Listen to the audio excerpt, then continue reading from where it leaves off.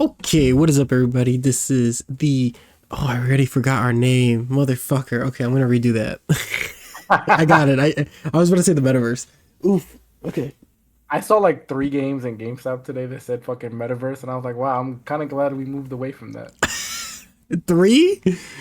Yeah, the 3 Switch games. They're all one was like Metaverse Attacks, um Pyramid of the Metaverse, and then I can't remember what the other one was called. But I was just like, what the fuck? I was like, why everything the metaverse? This some indie ass Switch games. Yeah, they were like little indie looking games. Actually, you know what? That's gonna be the intro. We're keeping it like that.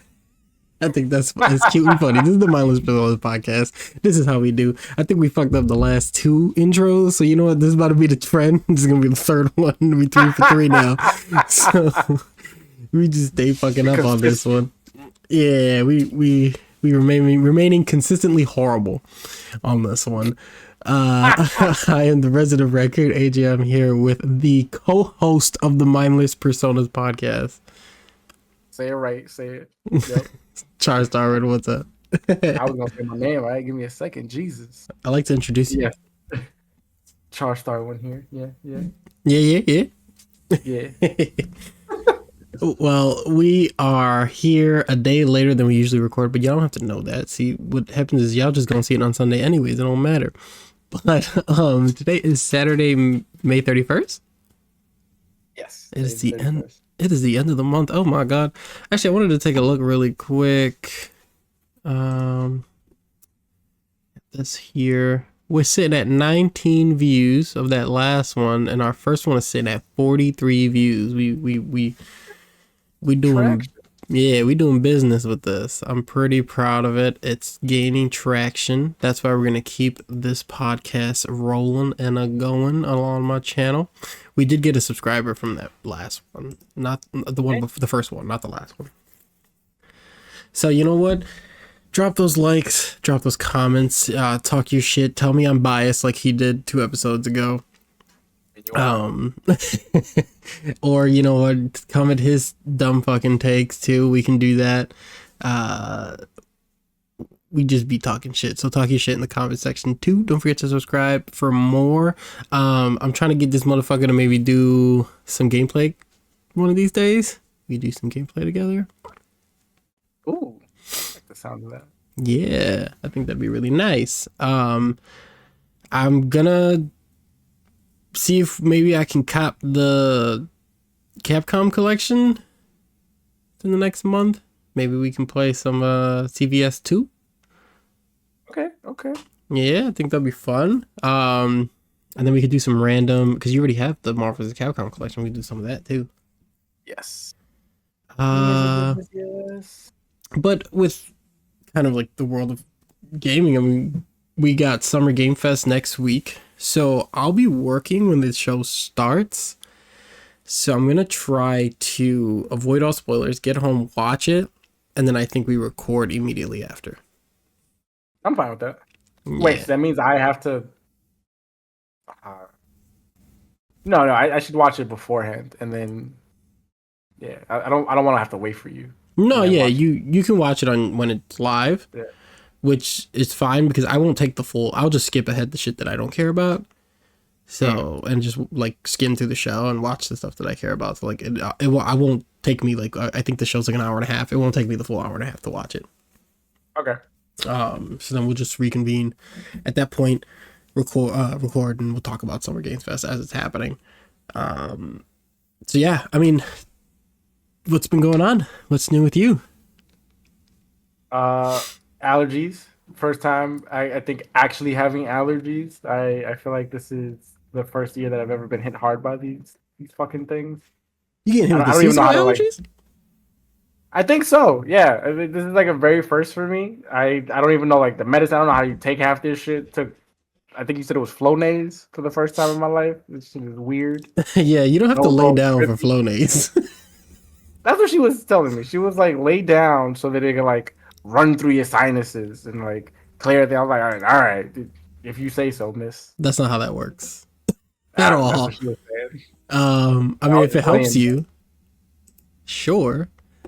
But no, yeah, the reason why it shoots up your nose is so that it just automatically goes in. It's Man, that's what I'll be. Some shit like the liquid has to flow. that's cute. Okay, whatever you say. Are you taking you should be taking like Sudafed. I'm gonna act like I know what that is. She gave me a tiny little blue pill earlier. I don't know what it was. Nah.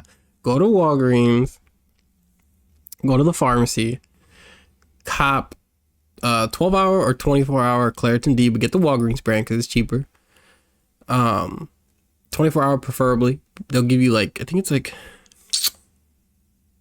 12 tablets or 20 tablets. That shit'll clear you up immediately. So pseudoephedrine attacks the it's a decongestion medication, so it'll just decongest the shit out of you, clear out all of your nose. Yeah, the only thing is you need a license or a passport to buy it because you can make is it meth? I think it's meth. I think you can make meth out of it. Yeah. So I learned that from Breaking Bad. So yeah, go get a pack of that. Use my discount. That'll definitely clear your shit up. Have you been playing anything recently? You still on Oblivion? No, so I decided that I'm not gonna play Oblivion anymore. Why not? There's just too many glitches that are like locking me out from finishing quests, and I'm just not gonna deal with it anymore. I loaded up Dragon Quest 3 again, and then The Pixel remaster? Saga Emerald, yeah, and then Saga Emerald Beyond, because I'm not dealing with Oblivion again. I can't. If I ever want obscure games that no one's ever heard about, I'd just come to you. The Saga games are pretty popular now. I don't know what you're talking about. All right, Square Enix just released Saga Frontier 2. Okay, on all platforms. All right, so you better stop it. Shit, man, you better than me. I have no clue what any of that is. Almost every reveal now that Square does, there's a Saga game. They did the Romancing Saga 2 remake. Then they did Saga Frontier 2 remaster. There's a lot of Saga games coming out now. Okay, there's a lot. I'm gonna take your word for it. You know what? I'm gonna do you one better. Let's look up Saga Frontier. Saga Frontier. This is one you're playing. You're playing 2. Oh, no. yeah. I'm playing Saga Emerald Beyond. Saga Emerald Beyond. I have the Dragon Quest Pixel Remaster, so I know what that looks like. I want to know what this looks like. Oh, this is 100% a Starwind game. Oh yeah. What are these? There's like a cowgirl. Not really. She's a brown girl and she has a gun. Oh no, yeah. There's a cowgirl. There's a cowgirl. They're like frolicking through the. That's cute. This looks pretty cool. So the best thing about this game is that there's six different pro tags. Each one has diverging story elements or chapters. So like each time you play the game, you can take different routes. So like on the first playthrough of a character, you're automatically locked out of certain ones. So that when you go to replay it, you can like retain a lot of your stats and then go different routes. And then like recruit characters that you couldn't get in like one route, but in another route you could get them. And then you could take that and then go into another character's story route. Is this turn-based? Yes. But the way that it works is that there's a action timeline, and certain actions move you up and down the timeline. So like you can interrupt certain people's actions, or like you can put it so that all of your characters move before the enemy. You can like poison them, paralysis them. There's stun options. What else? And then depending on how many characters you have together on the timeline, because each action takes up a certain amount of like the bar. If their bars are touching each other, they go into a combo, and then they can do more actions. But also, if you mess with the timeline enough, and if your character is separated from everyone else, so if there's 2 empty spaces in the front and 2 empty spaces in the back, you go into like this like overdrive type mode where you do even more actions. It's so like the battle system to me is so beautiful. And then since it's a Saga game, it also has the glimmer system. So the glimmer system is that depending on certain actions that you take, you have a certain percentage chance of learning other actions. So that's like the only way that you learn moves. It's like based on like how often you do like a certain thing. So like if you have a character that only uses pistols, like you can gain a bunch of pistol skills instead of having them use like swords. But then like you can also give them swords and then teach them sword skills and then like have them switch between the two of them. And then all the stat bonuses you get are completely random. I see the little green bar thing at the bottom. Yeah. That's the action time bar. Is there a cat in this game? You play as a cat? So one of the characters, she's a witch and she has a cat, and you have the cat. But so each one of them is like a completely different thing. So like one of them is like a vampire overlord, and then you gain like little minions. There's another guy who has like he summons these like puppets.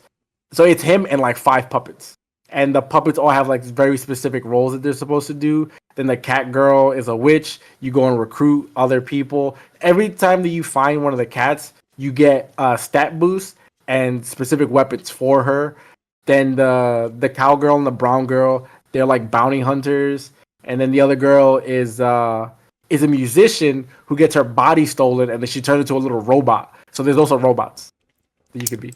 This is new. Like this came out last year. Yeah. Wow. The guy in the cover looks like Sasuke from here. I can kind of see that. Interesting. Yeah, I love the Saga games. I don't mean this in like a bad way. but like it's funny to me that Square be like, we're losing money. We just can't be dropping out things that people don't buy. And then they throw out so many like side games. Like I don't want to say the side games, like they're obviously prominent series that people play and care about, but they're not like AAA mainstream like your Final Fantasies, your Dragon Quest, your like what else is Square dropped that's super mainstream. So this is something that I was telling you before is that Saga, Mana, and They do the FF Mana series, yes. Yeah, those are the big ones for Square Enix. So the the Mana series for a while kind of fell off, as did the Saga series. But recently, there's been like a resurgence for both brands, like both IPs, and they've been doing really well, which is why we've been getting new games for the both of them. Like there was the Trials of Mana, there's also Visions of Mana, which are 2 brand new games. They did like a collection, didn't they? That's Collection of Mana, yeah.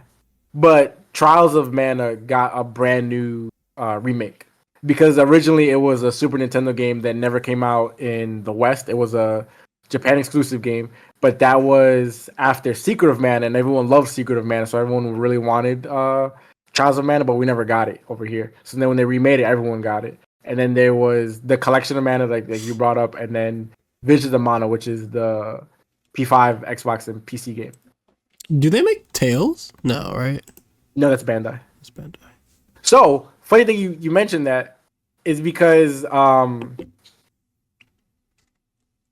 the team that used to do the Tales games, after a certain point, they didn't want to. They wanted to change the formula of what the Tales games were, so they left. Like some of the original guys left, and they came to Square Enix, and they do the Star Ocean games. I do see Square does make Star Ocean. I didn't know they made Star Ocean.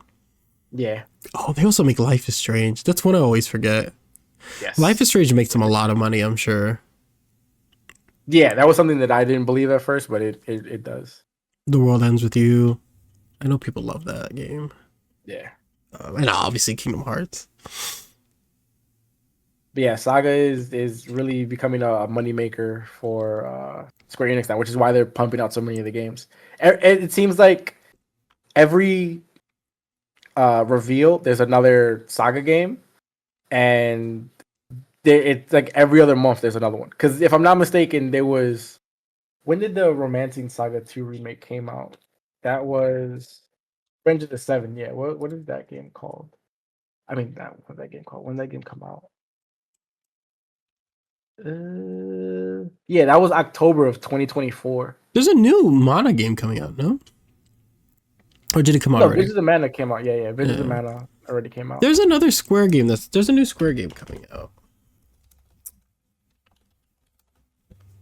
A new one. I thought there was a Square game coming out this year. The Dragon Quest 1-2. Yes, that's what it is. Yeah, that's October. Yes. Which is, yeah, because 3 came out in November, so that makes sense. Yeah. So see, look, Bravely like, Default is the other one I October- was thinking about. There's a Bravely Default remake coming out. That's what it is. Oh yeah, that comes out the day of the Switch 2. Next week, yeah.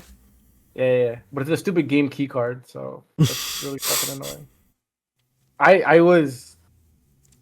I was gonna get it, but because of that game key card situation, I'm not getting it. Are you At least getting a not Switch 2? I think so, yeah. When are you getting a Switch 2? That is the bigger question. Oh, you're not getting it in launch? So I have the pre-order at a GameStop, and then I also have the email to get one. Mm-hmm. So I feel like I have like a week to decide what I'm gonna do, but I don't know yet. They're trying to figure that out. If it's even worth getting it, because like I have the Mario Kart bundle pre-ordered, so like at least I'll have the Mario Kart, and Scarlet Violet is getting the free update, the free upgrade. So I was like, oh, like maybe I'll like replay those games. And because you have NSO, you have Breath of the Wild and Tears of the Kingdom. Yes, I'm never gonna play those games. Though. Fuck that. And just like a bunch of other games that I feel like I could play. So I was like, maybe I should, but I'm still on the fence, especially after hearing that like there was that stupid you can't play Switch 1 games until you like update the console, which like, I understand why they did it, but it's like so frustrating. Yeah. That they're like doing all of these things to prevent you from like having actual control over your console. Like if I have to pay you like basically $600, like just give me my damn console, bro. Like just let me do whatever the hell I want with it. They're doing so much to be able to have control over your console. Yeah, man. How you play games and what you do with it. Even now, like using my Switch regularly, it's so frustrating to have to see we're checking if this game can be played. I'm like, I own this game. I own this console. Just let me play my damn game. Like it never did that before. Now everything has to be like verified. Yeah, they really they make you feel like you're renting a Switch too. Like they can just take it away from you at any fucking time. It's very frustrating. If I do get one, it'll be in either July or August Of next year? of this year. Okay. Yeah, if I do get one, it'll be July, August. I have the money. It's just if I want to spend it. Yeah. You know, especially like I pre-ordered the Fantastic Four figures. And I'm gonna pre-order that Psylocke Thanos bundle. Well, if I can, because pre-ordering shit, because it's Target exclusive, and getting Target exclusives are fucking nightmares. And I wanted to pre-order the Shuma, but the Shuma's probably gonna be like $60. I'm not even gonna lie. I can see that. I have the Carol Danvers Miss Marvel. That shit was a Target exclusive last summer, I believe, for the 80th anniversary collection, which I bought pretty much the entire line of the 80th anniversary because they were all amazing fucking figures. It was the Ghost Rider, it was the Danny Rand and Luke Cage double pack. Who else was it? There was a Wolverine in there that I bought. I think it was the Fox Logan. There was one more that I really wanted. I don't remember what the fuck it was.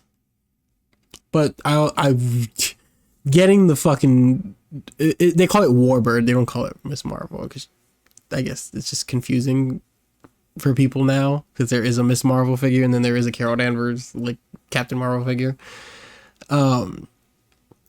Venom. It was the Venom animated series Venom. I fucking love that figure. I'm looking at it right now. But bro, I had to get that shit secondhand because I went to like 5 Targets. I was on the Target website. I had them notify me at all. Like, had to notify me when it's back in stock. Nothing. That figure never came back. Never. And Target doesn't specify when the pre-orders go live. So, like, for the Fantastic Four figures, they went live at 1 o'clock at Hasbro on Amazon, which I didn't think I was gonna have a hard time pre-ordering those figures because the MCU figures don't really like. They don't sell like hotcakes. Like, people buy the nicer ones, but people don't really go crazy for the MCU ones. So I was like, yeah, I'll be fine. Fucking Hasbro was crashing. Amazon was crashing. And I went on Walmart and Walmart was crashing. And I was like, what the fuck is going on? Really? These figures? Finally, Amazon went through and I got on Amazon. But yeah, I feel like it's because people are having less and less faith in brick and mortar stores to like actually carry stuff.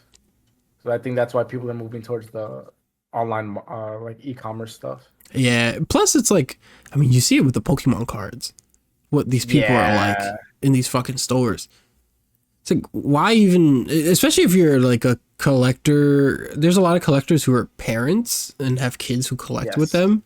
Like, why would you want to take your child to go buy shit when you could just pre-order it online and have it shipped to your home? It's like, I don't know, man. It's a scary place to fucking just be doing all that. But yeah, I got shot over a shiny Clefable is not it. Literally, it really is not. These people be fighting for boxes of these Pokemon things. Anything grown ass fucking men. Yeah, a lot 40s. Of stores now are claiming that it's because of older customers that's why they can't have packs out. Like, you have to ask for it at the register because like they don't want to mess with that. No one needs to get shot. No one needs to fight. That most of all, these stores don't want to get robbed. Freaking $50 boxes of Pokemon cards. People are taking by the handful. It was crazy because I was like, I want to find a new hobby. To kind of like, if I'm not going to be able to be gaming in the next year, if gaming gets crazy, if we hit a big crash, and like figures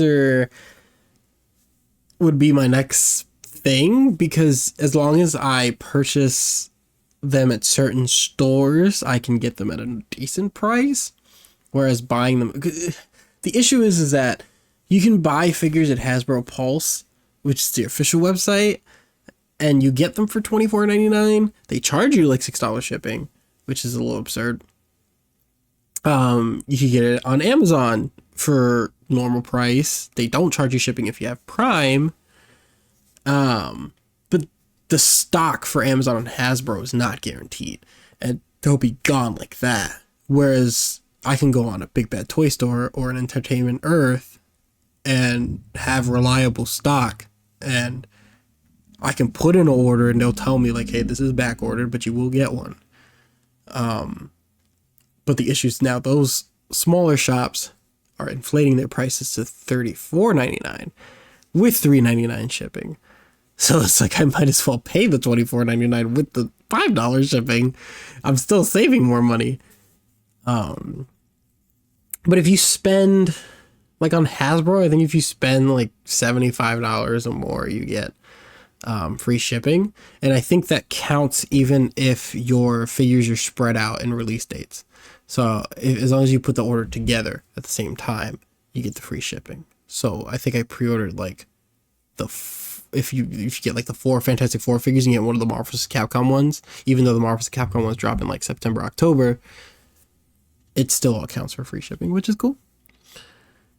Yeah, and you have to like hope that like release dates or like pre-orders are close enough together for you to be able to do stuff like that. Yeah, that too. But they don't put anything up unless it's coming out in the next like 5 months. Which the Fantastic Four ones won't drop till August. And the Marvel vs. Capcom ones are like September, October, which they're going live daily. So Thursday is Wolverine and Silver Samurai, which is on all websites. Then it's Friday is Psylocke and what was it? Say Thanos. Psylocke and Thanos, and then I think we moved. I have the picture because I wanted to use it for a reference. June 12th is Venom and Cap on all websites, and then June 18th is Shuma. June 25th is Juggernaut, and then July 24th is the War Machine Omega Red, which is a Walmart exclusive, which is also going to be a nightmare to get. Terrible. Fucking terrible. Just so bad. I hate store exclusive figures. It is so dumb. Because I had to get the Warbird on Mercari, which I haven't bought from Mercari in like years. I got it on Mercari for $40. I had to pay $15 more than what I would have paid for that fucking figure. Awful. And that was the cheapest price. People were selling it for like $60. I just still having to find a guy who was selling it for $40. But back last year, I was fine, and there was no tariffs on things. I could have coughed up a $40 price tag on a figure and be fine with it. But now it's like you have to be so cautious of what you're spending and how you're spending it and where you're spending it. Like, it's insane. Speaking of MCU and spending and people choosing with their wallets, how do you feel that Thunderbolts is a flop? It's crazy, right? Highest rated MCU movie, and yet it's a flop. It's the highest rated MCU movie.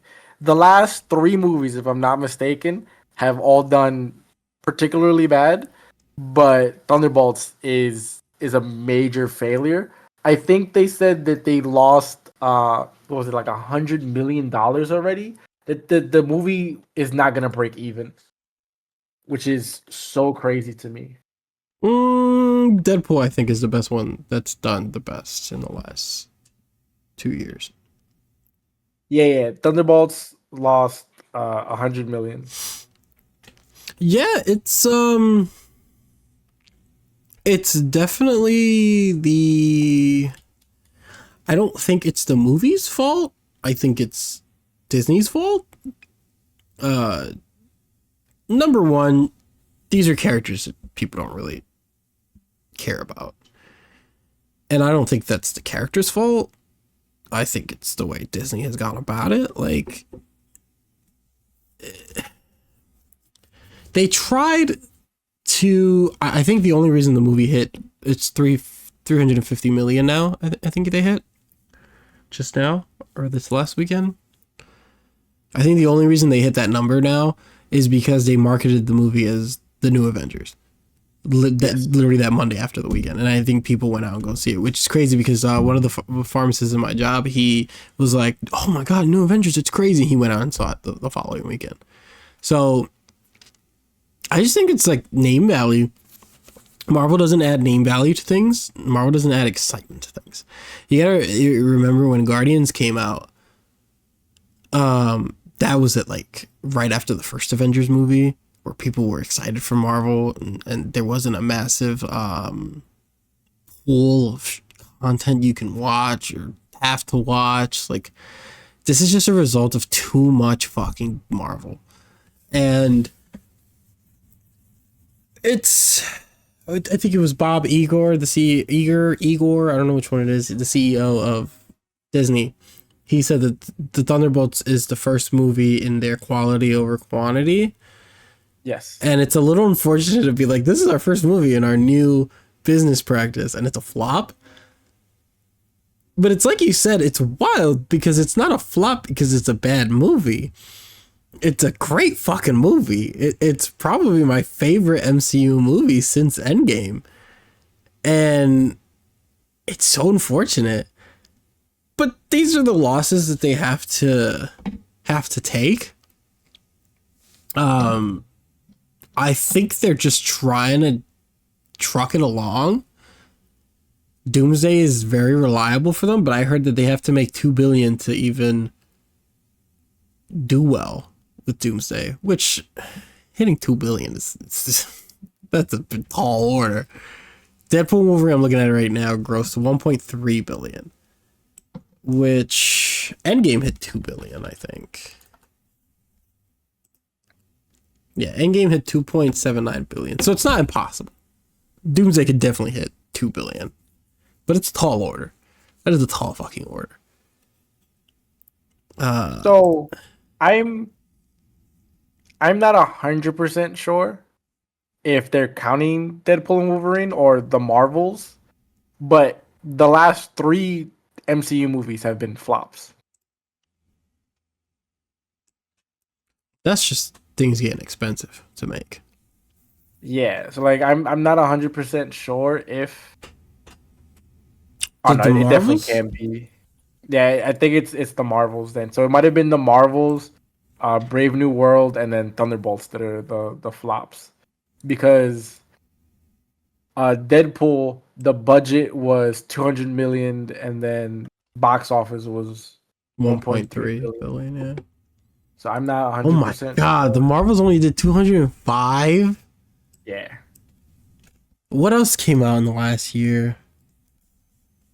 It was Uh, the Captain Captain America. America.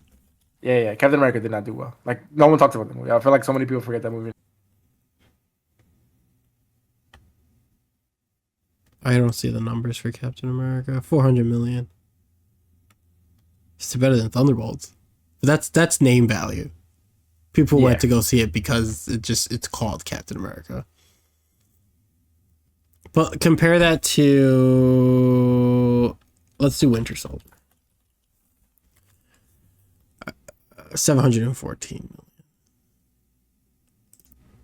I think Winter Soldier is a fair comparison because I wouldn't do Civil War. Civil War is not fair. That's not a fair comparison. That's an Avengers movie. Let's see. First Avenger box office. No way. Captain America: The First Avenger earned 176 million at the North American box office and 193 million internationally. Yeah, man. But also that was a different time. 370 million. It's crazy for that movie. But that's why I said it's not a fair comparison either. Yeah. I think Winter Soldier is that fair medium ground to compare it to. Yeah, I mean, it's tough. It's tough. This is just another example of, number one, things are just getting really expensive to fucking make. This is just not in the movie world, but this is in video games. This is in everything. And even now, things are getting expensive to make because of tariffs. So like, just, everything is fucking expensive. Two, Marvel's is just, there's just too much Marvel content. There's just honestly way too much. And we had this conversation in the first podcast where it was like, and a little bit in the last one, or they just did too much. They did way too fucking much. I think Endgame, they Saturated the market. Yeah, Endgame was like, we are $2.7 billion is wild. They became the highest grossing movie until Avatar re-released in theaters and took back the #1 spot, which then Disney bought Fox anyway. So Disney now owns, I think, the top 3 movies. Actually, that Chinese film, Niza, I think it's pronounced. That's the highest grossing film. Now? Yeah. Insane. Fucking insane. Well, either way, it's I lost my train of thought. They've just saturated the market, like you said. I don't think there's superhero fatigue. I don't think it's that, because things come out, like Deadpool and Wolverine comes out and it makes 1.3 billion.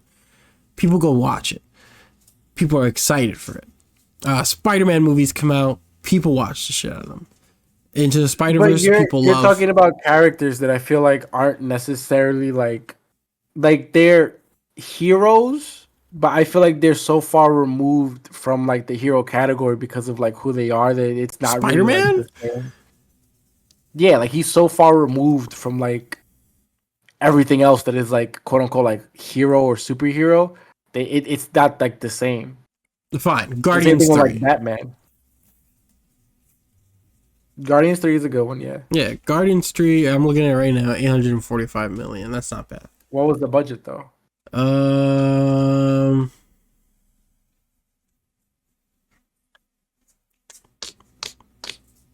don't know. The movie's overall box office performance is considered a success within the Marvel Cinematic Universe according to Box Office Mojo. and its global performance is in line with expectations for the franchise. The budget for Guardians was 250 million. How much did you say they made? 845. Okay. Was it a success? That's what it says here.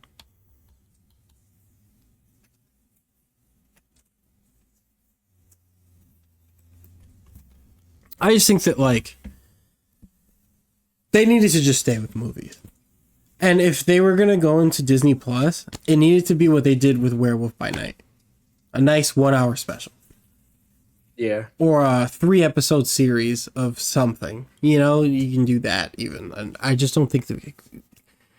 Loki was fine. I think Loki did what it needed to do. Maybe the launch of Disney Plus, like with the WandaVision was good. For Winter Soldier and Falcon show, the Loki show, like I thought it was a good steady start. People relatively like those shows and they did really well. But they just kept dropping show after show after show, and here's movie after movie. And then the issue is that there's no interconnectivity between them. We haven't had a movie or show connect at all. The only connections we had was from Miss Marvel to Marvels, and I think the issue that they're running into is the same thing that plagues the comic book side of things, where there's just too much going on that you have to keep up with for everything to make sense.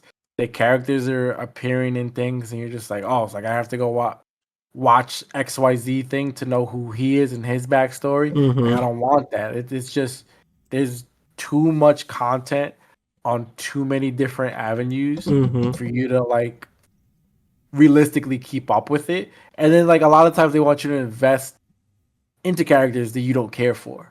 So like that's the bigger issue. Because like you said with Thunderbolts, like the only people that I can see someone actually going to see that movie for is Bucky. And then maybe like Elena now, because she's becoming like more popular. No, she's like probably the most popular Phase 4 character.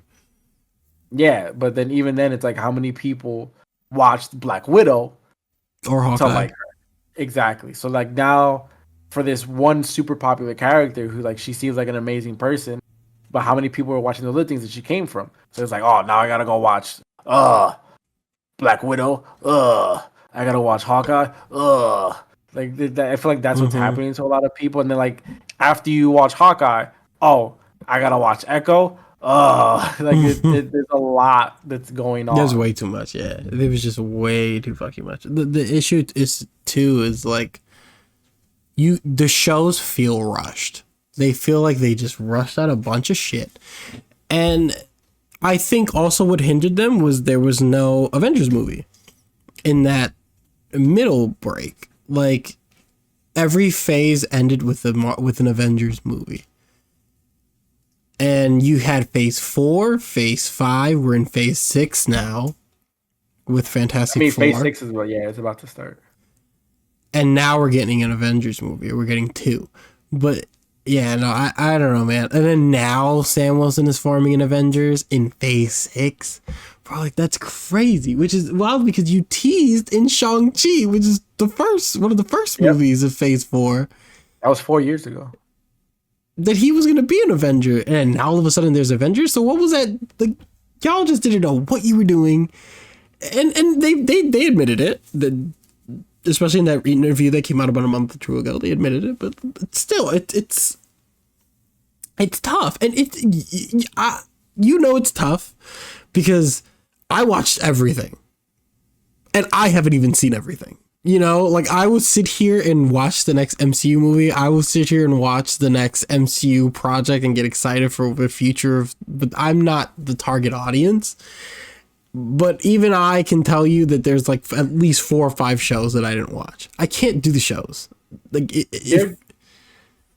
go ahead. They're doing the same thing that I feel like is happening to WWE, where like they just want you to like give everything to them. Like they don't want you watching nothing else. Yeah. Watch the 3 hours of SmackDown, then watch the 2 hours of Raw, then watch an hour of NXT.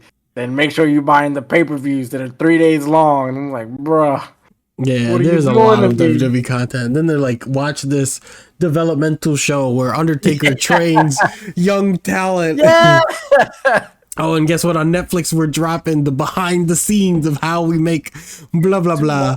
Yeah, it's a lot of fucking content. I literally only watch Raw. And then I watch the pay-per-views because they're on Peacock. That's it. Too much. Even then, I haven't... The product is not good. People... WWE is not good product. Like, I don't know what people are watching, but I sit through Raw and I'm just like, this is boring. I start Raw an hour and a half into it so that I can skip the shit that I know I don't want to watch, like Jey Uso's entrance, anything with Alpha Academy, anything with El Grande Americano. Oh God. Anything with CM Punk, I don't want to watch. Like, I genuinely do not care to watch. I was talking to Bugs about it earlier. I was like, bro, go back and watch Raw on Netflix for the last like 3-4 months. And it's, oh my God, this person's getting beat up. And then, literally, that's the ending of every Raw. I swear to God. I swear to God. CM Punk doesn't wrestle. He just comes out and saves people and then loses. Like, this is the way he does wrestle. It's bad content. It's bad. And then Rhea Ripley hasn't been in a feud that's not for the women's championship in like 3 years. The show sucks, bro. I mean, because both of them, unfortunately, are money makers. That's what people come for.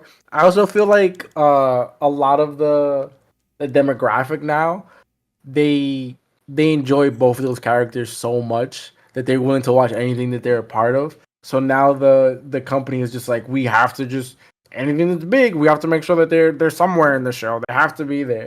It's so dumb to me though, because I will die on this hill that LA Knight was the most popular wrestler. It still is. It still gets one of the loudest reactions every time he comes out. And he outsold Roman Reigns in merch for a few months straight. And they never pushed that man. They never pushed him. Ever. And even last month, after the promo that Karrion Kross cut on some podcast, he became the #1 merch seller. Where he at on TV? Nowhere. He be hard selling his storylines. That's one of the best things about Cross. The issue with WWE is that they don't like when you organically get over.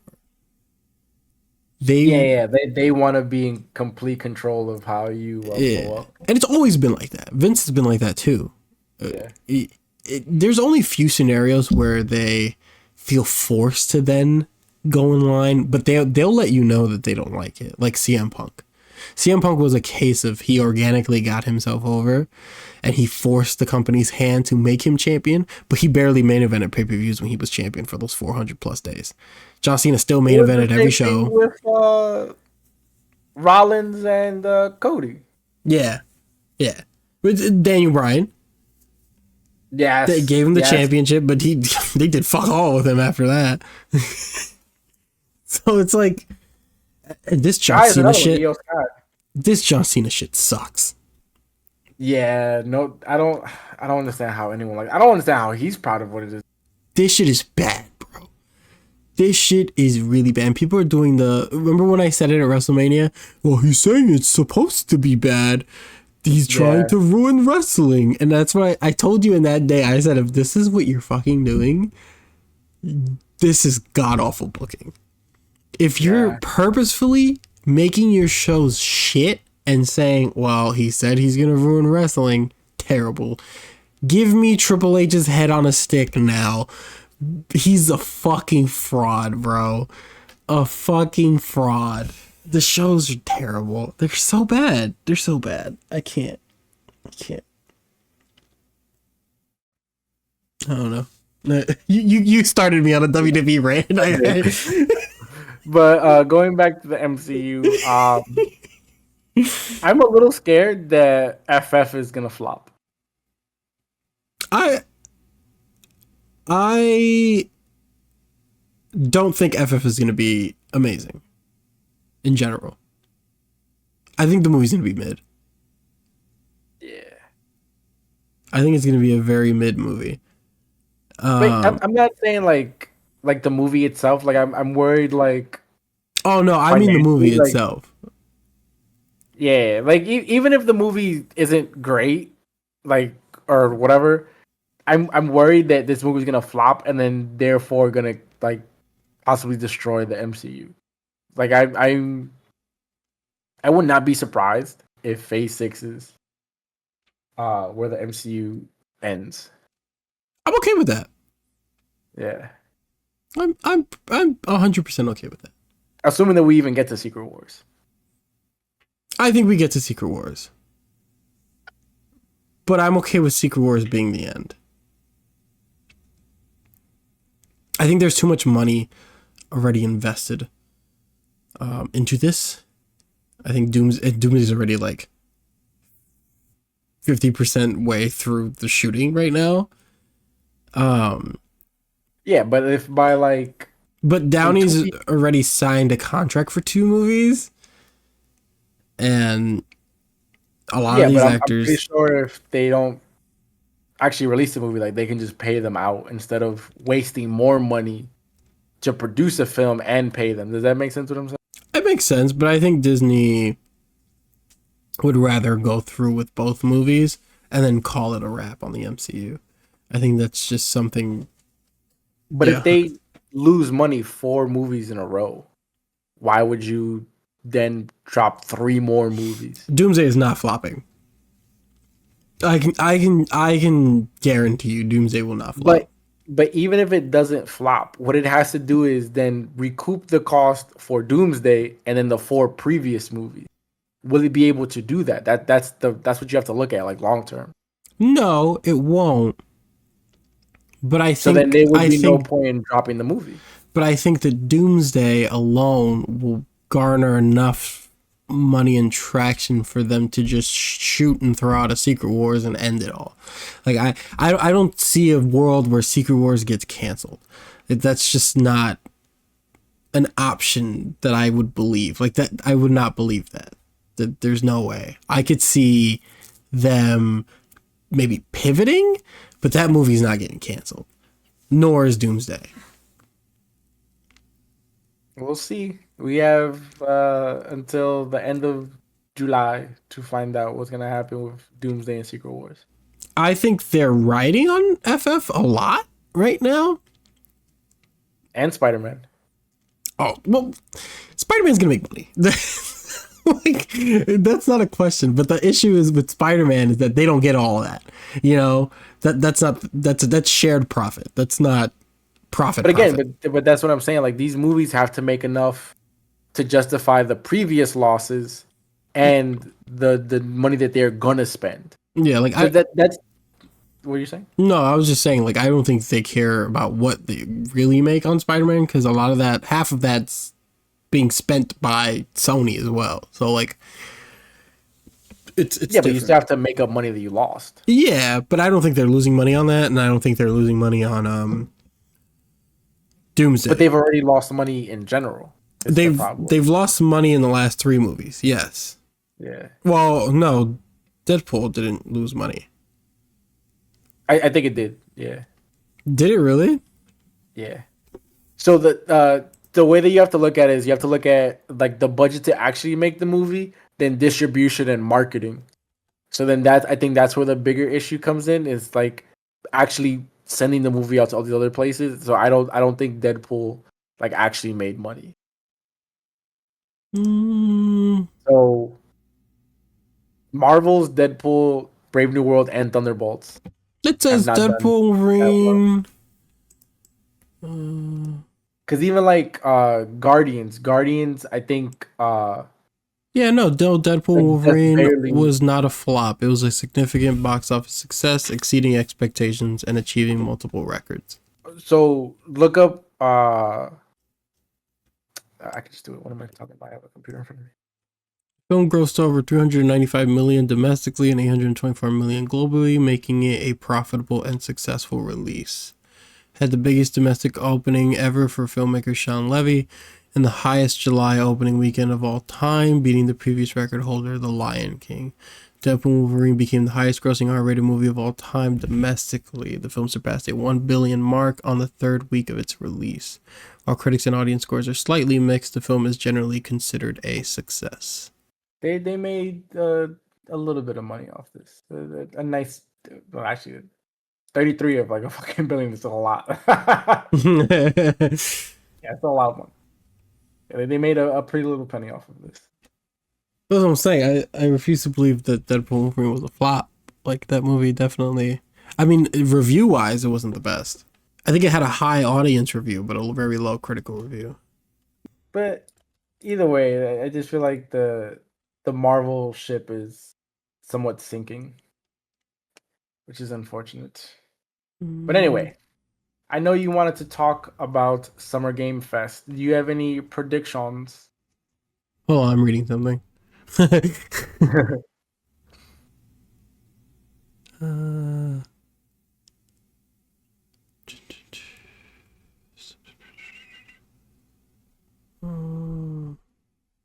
movie hasn't been a total disaster. It hasn't reached the high box office figures. Marvel Studios is for the success. I was just reading something about how like the Thunderbolts.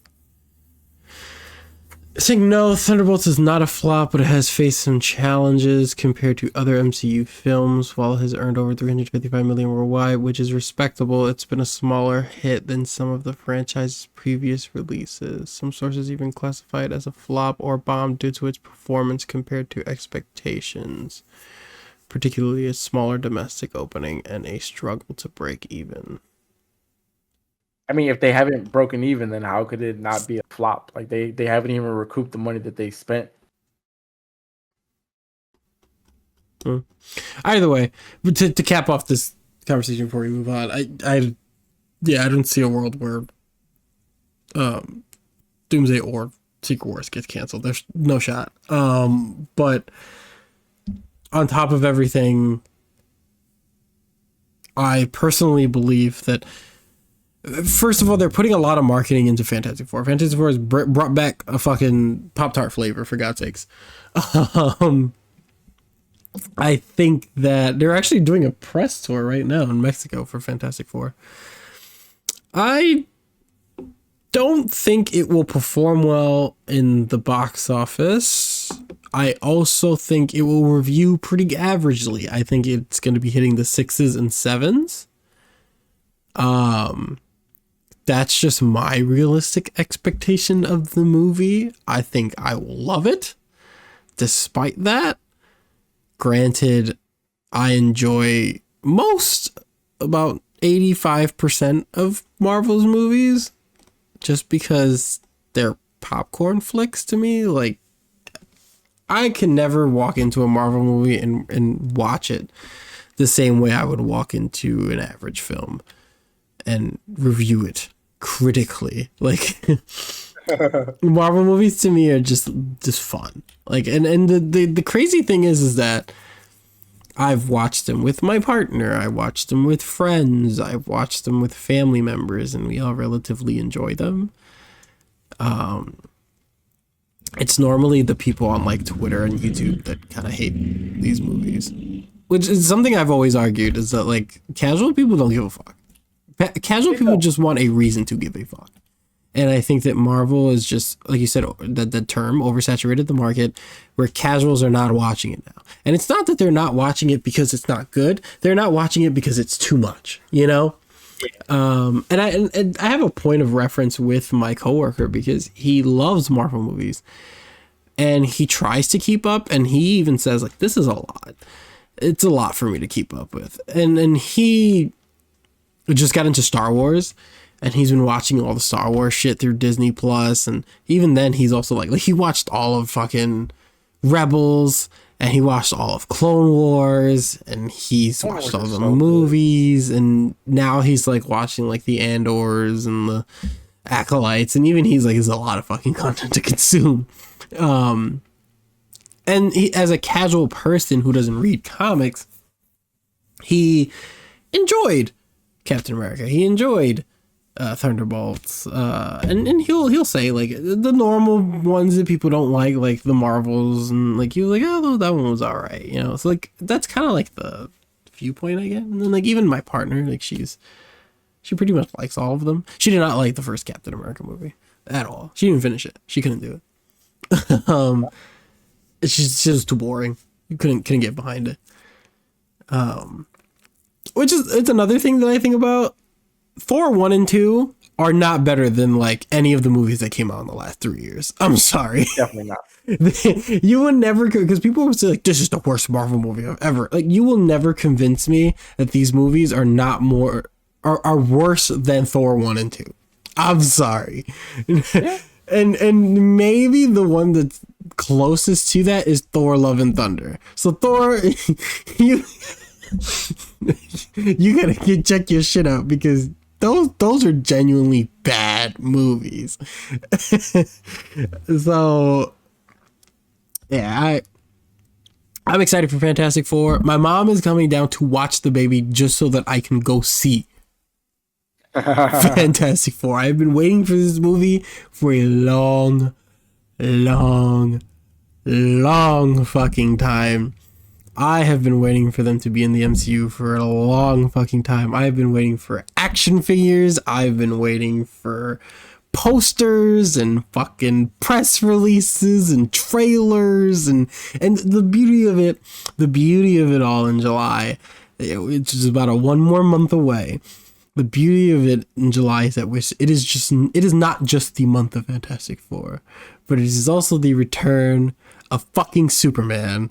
And these are the two things, and I'm sure you've known me for a long time. These are the two fucking things that I wanted so badly, and no one will ever take away that month for me. Okay? Nothing. Even if the movies suck, even if the movies don't perform well, no one will take this away from me, and I will reap the fucking benefits of it, and I will soak it all in, because July is my month. That's where we're gonna cap that conversation.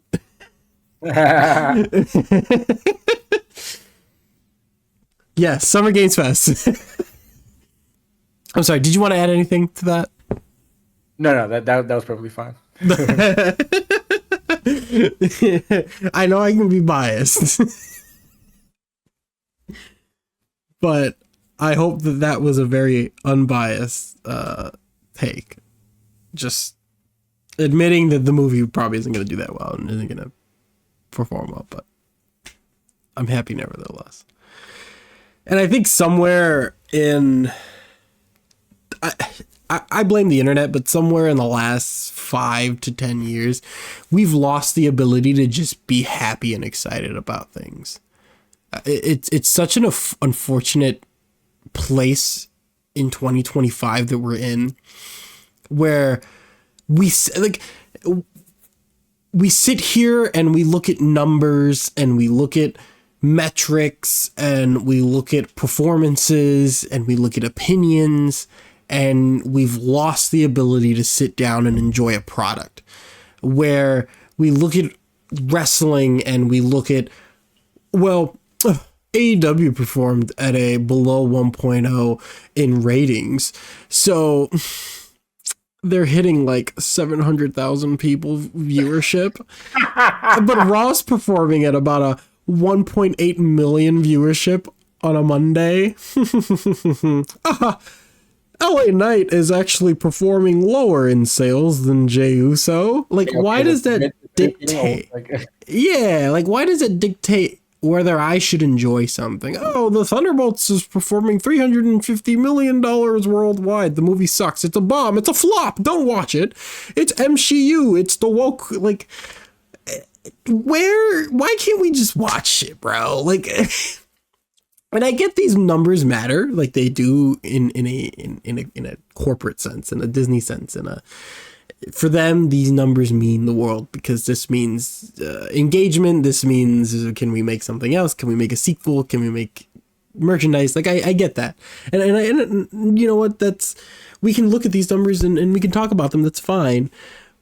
But somewhere in the world, we're just too hyper fixated on them, where it's like, last year too, where people talk about, well, Final Fantasy VII Rebirth didn't perform that well. It's like, okay, dude, I don't give a fuck. Like, I played it, I loved it. It was my favorite game last year. That's it.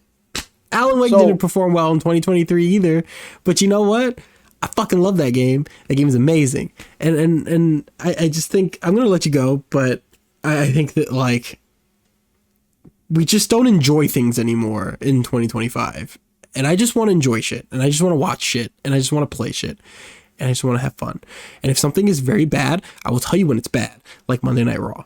Go ahead. I wholeheartedly believe that there is just too many products to consume, and because of that, companies use people, if not explicit plants, to trash other products. That way you are more likely to enjoy their products. But it's veiled under the guise of, this is my opinion on social media, or like journalistic integrity.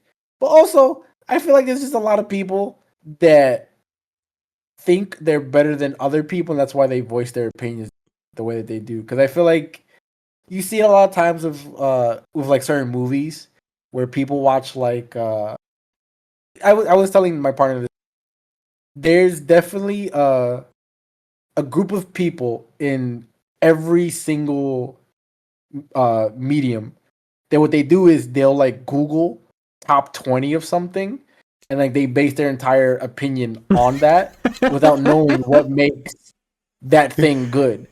So like you can Google the top 20 books ever written and then read them, but you'll never truly appreciate what makes them good, because like you don't know what's good about them. You're just like, oh yeah, it's here for a reason. Like I'm sure like there's like a certain level of like understanding of what makes it good, but like you don't truly appreciate it, because this is my opinion. I feel like you can't truly understand when something's good unless you know what shit is. Like you need to know what the bottom of the barrel is to understand what makes something else good. But that's just how I view things. I believe that, but I also believe that you genuinely don't know when something. I think something being good, even if it is performing well, is still subjective. Yes. I think that, for example, a recent movie, Sinners. I haven't seen Sinners. I want to see Sinners. I hear it's an amazing movie, and it's performing very well. And I'm sure it is. I'm sure it's a great movie. I have no doubts. But just because reviews and money and all of that tells me that it's good doesn't mean it's good. The experience has to resonate with you. It's I agree with you what you said, that people would look up top 20 bullshit and then base it on their personality. But then there's also that other medium. I used to feel guilty about liking certain things. It was like, if you like the thing that's super popular, people shit on you. And that's like the popular thing to do now. Contrarian, like to be contrarian. Yeah. So like, if you enjoy Persona 5 and Persona 5 is your favorite Persona game, yo, you're like the most hated person in the Persona community or in the JRPG community. Like, you're literally Satan to these people. But you see, that's because within that subset of the community, that's the people that are like the snobs at the top. The ones that are being like, oh, you don't understand what makes Persona 5 good because it's taking all these other things from these other games, but then stripping them down and simplifying them. Like it's that. Like the same reason that people used to complain about FF7 or like FF10 or like 15 even. Like there's certain things that people will find to complain about because like, oh, they took away my exploration and class customization in FF13. It's a hallway simulator. But like FF10 is linear as fuck. But like people don't talk about that. People don't talk about how linear FF10 is, or like any of like the other games. They're super linear. but because FF13 is the one we want to hate, that's what you have to say. Yeah. Yeah. And you know what? I used to have that elitist fucking mentality. But you know what happened? I touched grass. That's what fucking happened. I touched fucking grass and I met people in the real world who, like, I'm not trying to say like you are my best friend. Like you are, the only thing that separates us is blood. Like, and I love coming to you for any opinions, thoughts, conversations, because I feel like we can have endless conversations every single day, no matter what. And that's just a bond. Like, that's different, you know. I know that there's things you like, things you don't like, that I like, and vice versa, blah, blah, blah. But we never shit on each other, I guess, for each other's opinions. We may argue about things and like get a little heated, but at the end of the day, we don't tell each other to not enjoy or enjoy something. And that's, I feel like people stick to relationships like that too often, where they sit in the bubble of, I'm going to use a Persona reference again, where they sit in a bubble of Persona 5 fans, or they sit in a bubble of SMT fans, we hate Persona. And like, that is the medium you stick to. That is the group of people you stick to. That is the experiences you want to keep living. And then for me, it's like, I try to go out there and meet other people, like a Bugs, who is also my best friend, but it's just, he's just here for the ride, man. Like, he's just here to watch shit and enjoy shit and play shit. Like, he watches the MCU and he loves it, and he plays certain games that we recommend to him and he loves it, you know. One of his favorite series of all time is Assassin's Creed, and you will get crucified for that on the internet, on Twitter. But he don't give a fuck. He gonna do his thing. He chilling. He smooth sailing, you know. I got my coworker. One of my other coworkers, he plays tons of video games. He's like catching up on video games. I sold him my PS5. He's been catching up on other games and stuff. His favorite Resident Evil is 7. And you know what? I could shit on him, and I could tell him how awful of a take that is. He played Resident Evil Remake, and he did not like it. And you know what? I could have crucified him for that, but I didn't. You know why? Because he's human, and he's just having human experiences, and humans like different things than you. Humans are allowed to enjoy different things than you. And no matter what elitist mentality you may have, I sit here and I look at Resident Evil Remake as the epitome of Resident Evil survival horror. But you know what? Sometimes other people just don't see that. They like Resident Evil 7 because it's first person, or it's a little scarier, and they like the chase mechanics. That's cool. Enjoy that. But you know what I can say is that he has played every single Resident Evil. I got him to do that. You know, I got him to buy these games and experience them, and he's happy about it. You know what he did? He bought Silent Hill 2 on PS2 at an old mom and pop shop for $80. Played it, played the remake, and loved both of them. And you know what? I'm glad that I can share those experiences with him. Very good for him. Very good. We just, this is what we should be doing, is sharing things that we care about and love with other people, not shitting on each other. Like, I don't know. Another big issue is that I feel like people never want to hear that someone else doesn't like something that they like. I think that's the bigger issue. Yeah, that's the elitist mentality. Yeah. It's horrible. It's so bad. Like, I guess that's more in also stemming from the MCU rant, where it's like, I just want to enjoy shit. Like, I genuinely just want to enjoy what I want to enjoy. Like, I go on Twitter and I'm told constantly how the things that I like are garbage, or the mainstream opinion, or whatever it fucking is.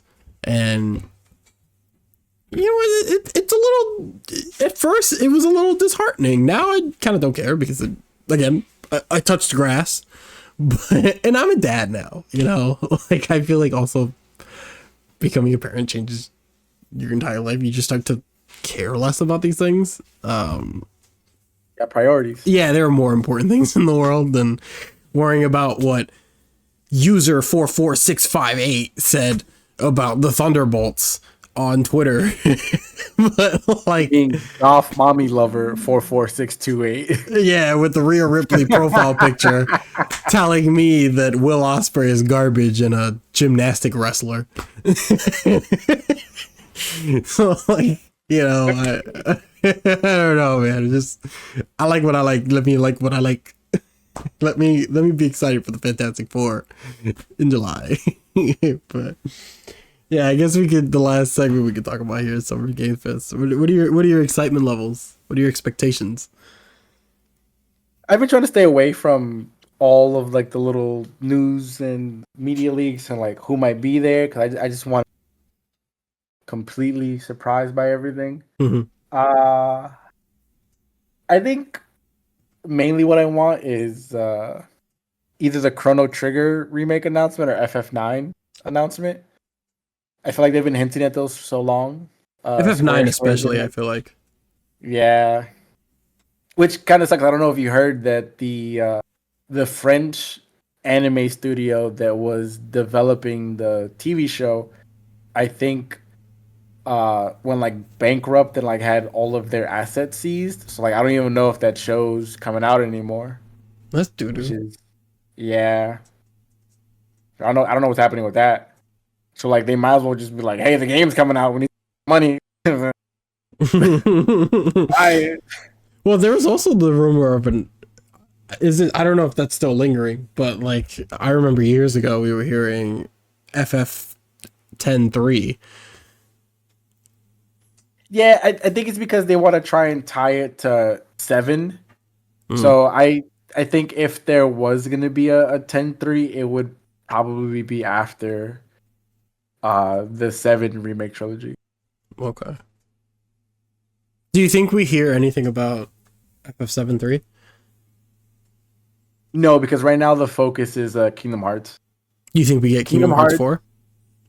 Yeah, there's probably gonna be a trailer. Just because of the screenshots like 3 weeks ago? Yeah, exactly. It'll probably be like a very small trailer. They also canceled a recent Kingdom Hearts game. So I think right now Square Enix is also just like trying to like tidy stuff up. Mm-hmm. I'm hoping that they drop something. It's probably not gonna happen, but if they were to give me something Soul Reaver related, I would be very happy. Whether it's another collection or a brand new game in the series, I would be very, very happy. I've heard Tactics Remake. That's something that they've been hinting at for the longest. Yeah, that's what I've been saying. So are we thinking KH4 2026, FF7 3 2027? Yeah, if I'm not mistaken, that was the timeline that they said that it wouldn't be coming out for a while. Yo, the fact If at all in this generation.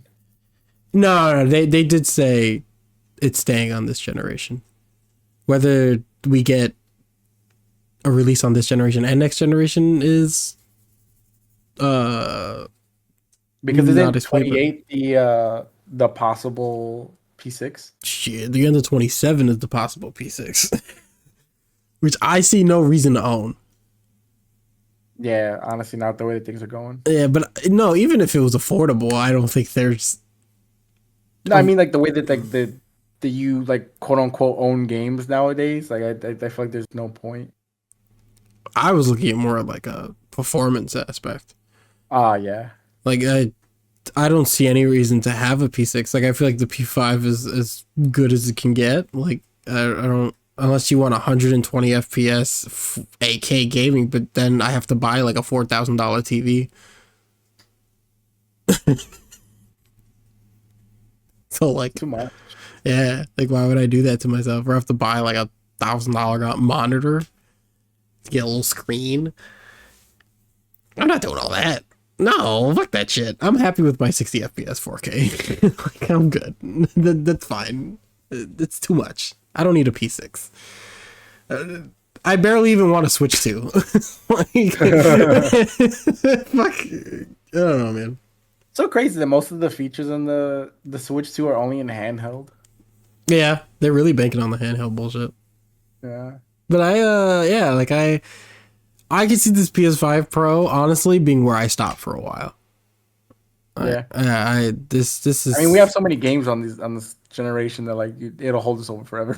Yeah, like I'm good with this, man. You can release Death Stranding next month, and Metal Gear, and other Resident Evil, and The P4 remake. I would like that to be announced. I want to see what that looks like. yeah, that's definitely happening.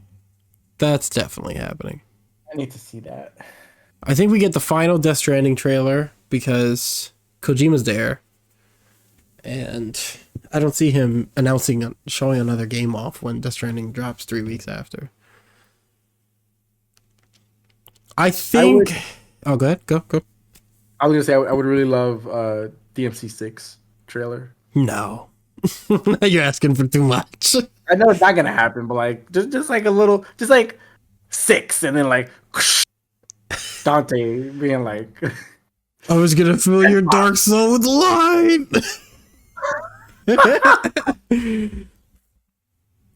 I think we get RE9. I think RE9 is finally happening. That's something they've been talking about for a while. Yeah, I think it's finally happening. And the only reason I think it's finally happening is because there's nothing else happening. And I think this is going to be their big one. Because last Summer Games Fest, they did Monster Hunter. And there's no way they were announcing anything else while Monster Hunter was in the marketing. And now that Monster Hunter is out, it's their next big one. So I think they're going to do RE9, and then we're going to get Season 3 reveal for Street Fighter 6. I think that's going to be the Capcom side of things. So, yeah, every Summer Games Fest has had a Street Fighter reveal. The first Summer Games Fest Street Fighter reveal was right the year before launch. That was 2022. They revealed Guile. The year before, the year after that, we had the launch trailer. The year after that, we had Terry, Mai, Bison, and Elena get revealed. And I can see Season 3 get revealed this week. Which, please give me Vega, Sakura, Balrog, Makoto, somebody, like Dudley. We need one of those characters. Yeah, Vega would be dope. I need Vega, Sakura, Dudley, and Makoto. I would be so happy with that. So fucking happy. I mean, the rumor is Alex, Ingrid. Who the fuck did they say? Alex, Ingrid. I don't remember what the other two were. Why Ingrid? I don't know. It was such a weird leak that they dropped like 2 months ago. No one's believing it though. Well, like, why not just bring back Karen? Like, I would much prefer Karen over Ingrid. Which Karen is surprisingly popular. Yeah, that's what I'm saying. Like, if that's like the aesthetic that you're going for, like, just give me back Karen. I'd be so happy with Karen. Yeah. I wouldn't be surprised to see Alex, but I mean, he was a giant push for a while. I mean, Third Strike was all Alex. But people are saying that Balrog is pretty high potential, and Falk, Ed's sister, because she has a big role in the world tour, apparently. That Ed's storyline is that he's looking for her. And then I remember a while ago, the rumor was a big Shadowloo season. Like, it was going to be Vega. Wait. You said Alex and Ingrid, right? It's Alex, Ingrid, Sagat, and somebody else. I don't know who the fourth was.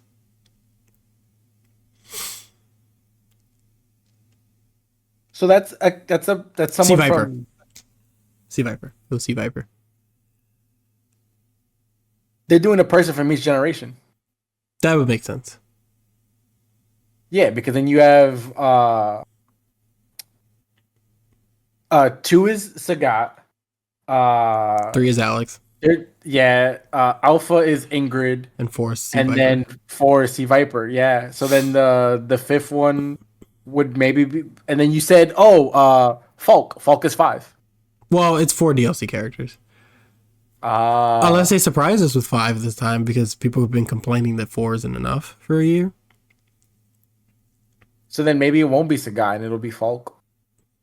Because Nah, like you have quote unquote Bison Sagat thing going on, so I think Sagat will stay because Sagat guarantees they'll buy the pass. yeah. Yeah, But then how do you explain that the two of them look alike unless he shows up in like Bison's like old beat up body? so they don't look alike. That was just the red herring in the beginning. Bison looks like Bison. Like now that we're about a year into it, Bison definitely looks like Bison. Kind of looks like him. Oh man, I just give me Sakura. I just want Sakura. She's super popular too. Like I'm surprised we haven't gotten Sakura. And she's Her first game was alpha. the alpha, yeah. So yeah, see, why would you pick Ingrid over Sakura? That doesn't even make any sense. Like, who's part of the alpha cast? Bro, everybody's a part of the alpha cast. No, but like brand new characters from alpha. Adon, Sakura, Maki, Karen, Armika, Sodom, Birdie, Guy, Cody, So they're definitely not gonna Rolento. do Mika or Birdie. When was the last time we saw Gen? Gen was 4. Rolando hasn't popped up in God knows how long. Rolento? Yeah. 4. I don't think see Guy and Adon. Cody are more. Yeah, Adon's cool, but they're not gonna have. Guy and Cody, they're. Would you consider Akuma alpha or 2? He's definitely 2. Okay. Yeah. Yeah. And they're not gonna add the dolls. It doesn't make any sense. Oh, well, I mean, we got DiCaprio in 4. I think this team wants to avoid anything Ono related. So DiCaprio, Armika, But also, like these Armika and Birdie were in 5. That's what I'm saying. Like, I don't think they'd bring them. Like, if you want to like revisit that roster, you would get somebody else. the thing is that Armika did not make the cut in 5 until Ono begged them to put Armika in. That's unfortunate. Yeah, so Armika's not even sought out by Capcom currently. They clearly liked Ed and Rashid. Yeah. And well, who else is in from 5? No one. It's just them 2, right? Yeah. Yeah, because the Nekala, he's never Nikali? Yeah, he's never come back. Yeah, he's never coming back. That man is never gonna see the light of day. He's in the lockbox. He's in there with like Remy from 3. Yeah. Like that's never seen the light of day.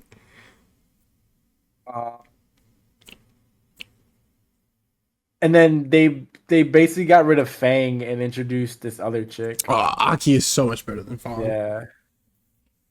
You can tell Fong was an Ono character. I can't see Manat coming back. No, I can 100% see Manat coming back. 100%. No, yeah. I feel like she's in World popular, Tour. But she's super popular, but I don't think they're gonna put her back because technical. Did she have like an extremely low pick rate? Because she has a high skill ceiling. Yeah, but she's super technical. Everyone in Street Fighter 6 is super low skill ceiling. Why would you put in a character that's gonna be like intrinsically like not like there's gonna be like what is the incentive to buy her in the season pass? Nudie skins. That's fair. Sex appeal is the reason to buy him and not because Gooners, that's why. Laura, Colin, and Lucia, right? Yeah. Or Zeku. Out of all of those, I would see Laura. Yeah. Yeah, I don't see any of the other ones but Laura coming back. Yeah, there's no point. I mean, granted, I would have never seen Elena. I would have never guessed that. No, but she's super popular. I feel like people have been asking for her for the. Yeah, but she got a bad stigma before. She kind of killed for Because of the healing, yes. Yeah. I am well aware. She's like the Bayonetta for Smash. Like you got a bad stigma. Like people do not like you if you play those characters. I don't want any more guest characters. I think we got the Terry and Mai stuff out of the way. I think 2 spots was enough for a DLC. They're like back to back. Yeah, I didn't think we needed 2 spots. You could have done Terry this season and Mai next season, but 2 back to back to take away from legacy characters is not it. Like, And then the stigma that Bison gives in this game, that he's like practically almost the best character in the game, if it wasn't for Akuma and Ken. But yeah, no, I can't do it. I need 4 Street Fighter Legacy characters this season. I need it. And then because like the first season too was like Ed. Like I thought Rashid was fine because Rashid he plays well. Like Rashid is exciting to watch. That is a fun looking character. But Ed is just like, 1, 2, 3, 1, 2, 3. No, 1, 2, 3. Boring as hell. He's just a blonde haired white man with blue eyes. No, 1, 2, 3. I'm good on that. 1, 2, 3. Aki, I loved Aki. I thought if we were gonna get new blood, we get Aki, and then Akuma. Obviously, everybody loves Akuma. Like, no one's gonna say no to Akuma.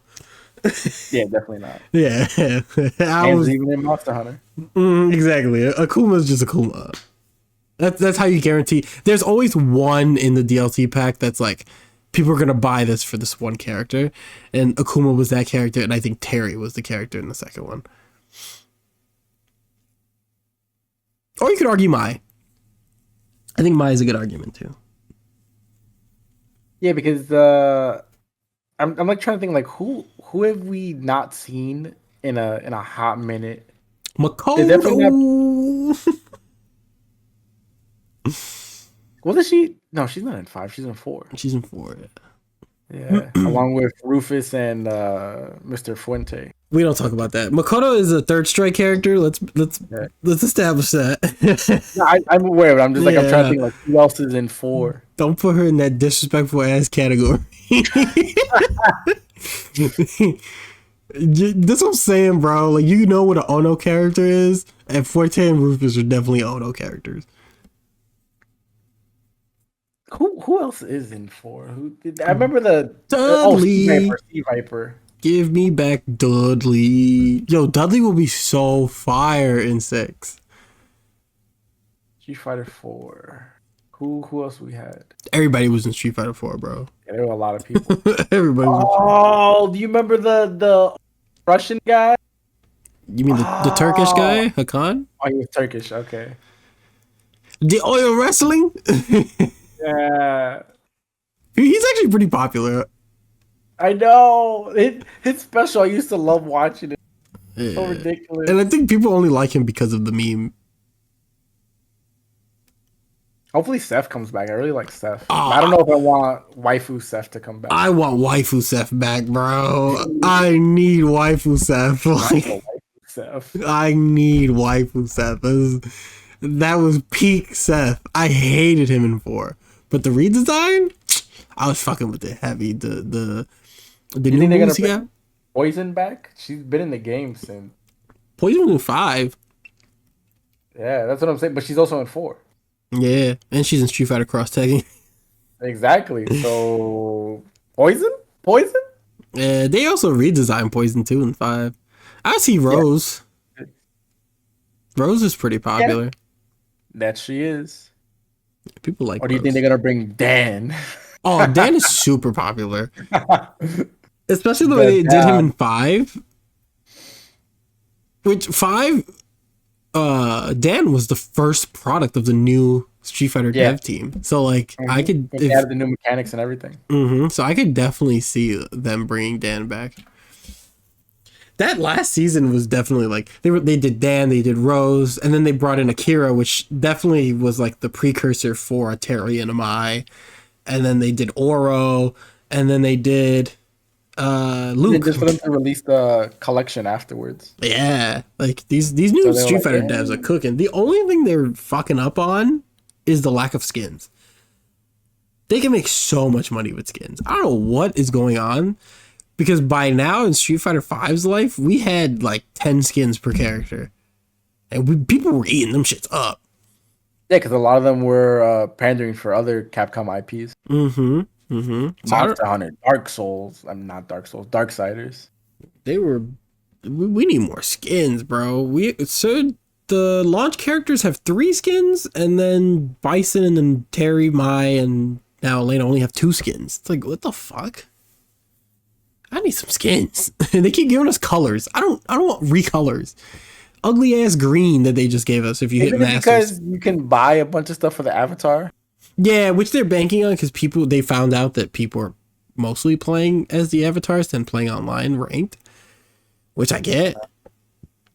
That's where your skins go. That's who they're catering to, but it sucks because then they'll be like Spy Family collaboration and then no new skins, and then like why didn't Chun get the assassin chick?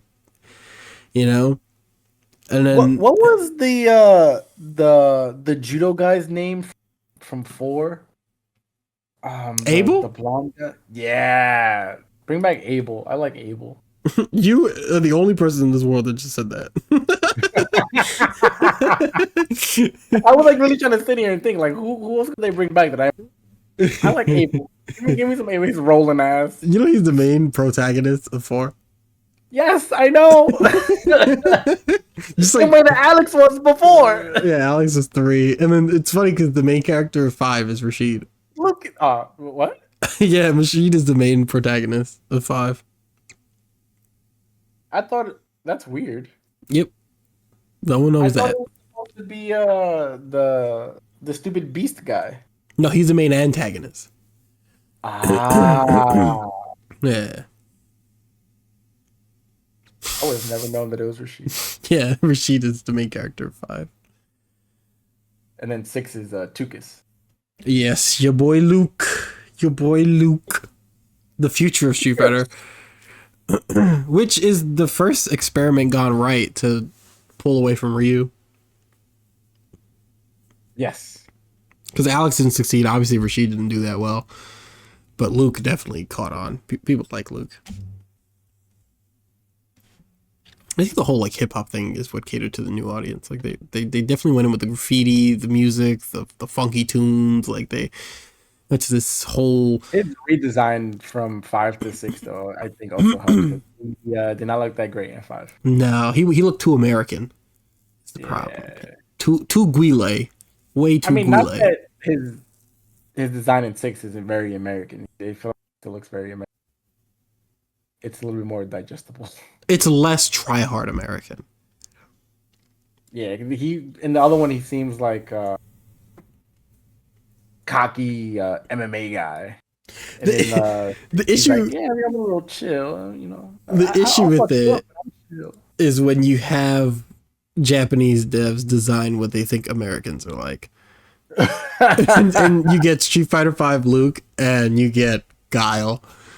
And then when you get younger Japanese devs who are just kind of like, let's just design a cool character, you get Street Fighter 6 Luke, where it's just like, that's an American boy, but it's Street Fighter 6 Luke. Wait, what did Guy look like in 5 that you're saying? I just Guile in general. He got the American flag tattooed on both arms. Yeah. The flat top with the comb, and he's a soldier. Yeah. He wears the army camo pants. He looks like a super exaggerated version of Tom Cruise from Top Gun. Top Gun, yeah. That's honestly, like, when I look at him, that's what I picture. Yeah, I can see that. Like, just stand up. Which they toned it down a little bit. Like, you don't really see the American flag anymore on his skin now. Like, they've covered with his sleeves. So Guile.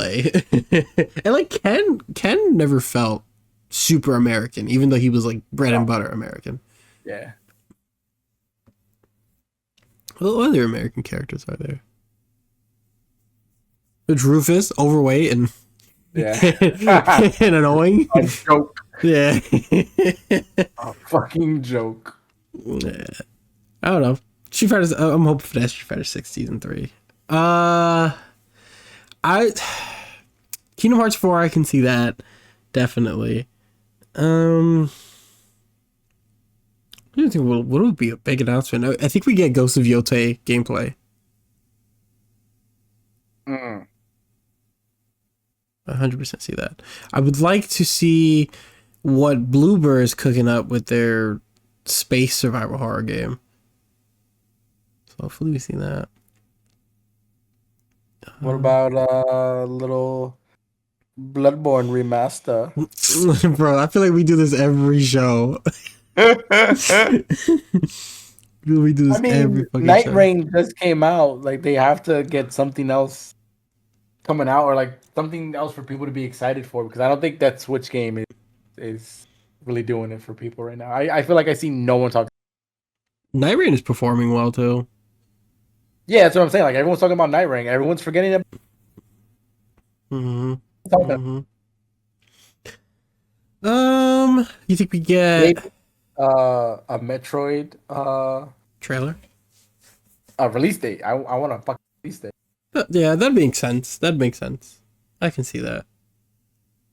Borderlands 4.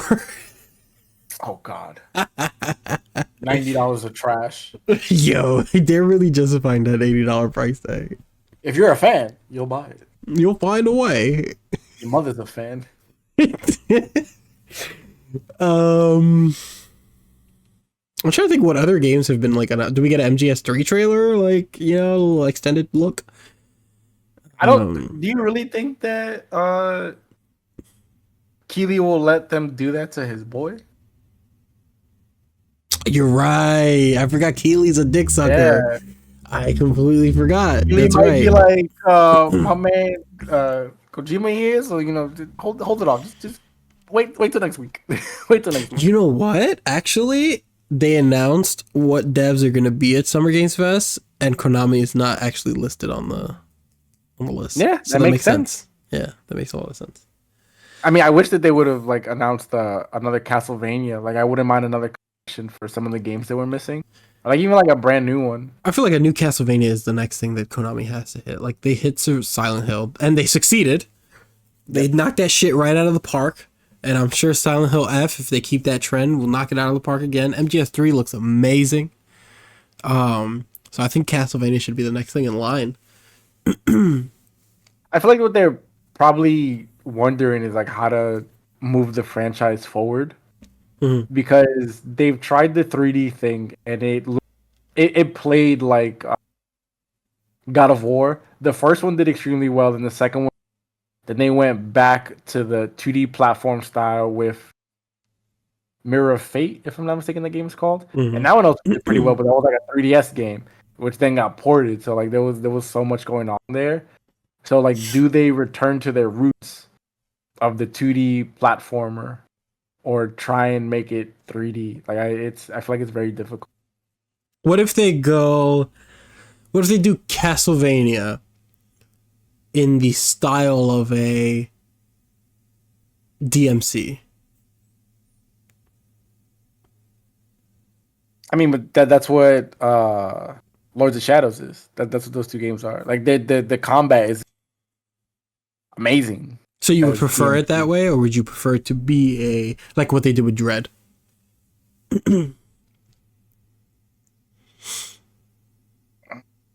The combat would have to be really good for this Castlevania, because now the issue is, does the pro tag keep just a whip? Like what other weapon options are you have? That's the issue. How do you make it feel like a Castlevania game and then have amazing combat? Because you can't just do the whip by itself. Like, you need something else. And like, sub weapons can only get you so far, because then it might start feeling somewhat similar to well, not even, because in FF16, like you can kind of like change weapons and stuff. Well, you change icons. So yeah, but that's what I'm saying. So like you somewhat have like different weapons. It's not just like the same thing over and over. Yeah. I don't know. We'll see. I'm sure there will be a Castlevania entry eventually within the next year. I can see that. Because they're running out of games to re-release. They're running out of them. I'm getting all 4 collections. They need to give me something else. There's always 3 guarantees when you watch Keeley shows. Well, 4. There's 4 guarantees when you watch Keeley shows. Joseph Ferris will be there. And the personality that he is, somehow, he just makes amazing games. So there'll be something for Split Fiction there, or an announcement that he's working on something else. There's FromSoft dick writing. FromSoft will get something to show, whether it's Night Rain stuff or it's continuation of Elden Ring DLC or a new FromSoft, or they'll show off the Switch FromSoft exclusive game. Actually, I would not be surprised if they announce more stuff for Night Rain. Like if they're like, extra characters coming soon. Mm-hmm. That, and then that's how you get more people to jump right. There's Kojima ass kissing,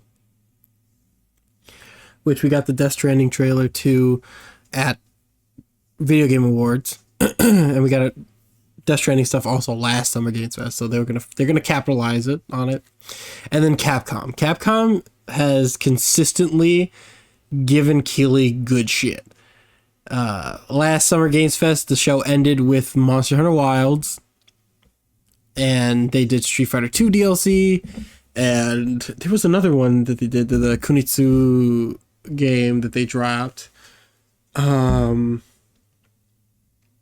at Video Game Awards this past year, Onimusha, and then they closed out the show right before the Naughty Dog announcement was the Okami 2 announcement. Yes. And they showed more Monster Hunter stuff. So Capcom consistently gives Keeley shit to work with. I hope they don't announce the expansion for Monster Hunter. I don't think so. At least too early for that. Yeah, I think it's way too early for that.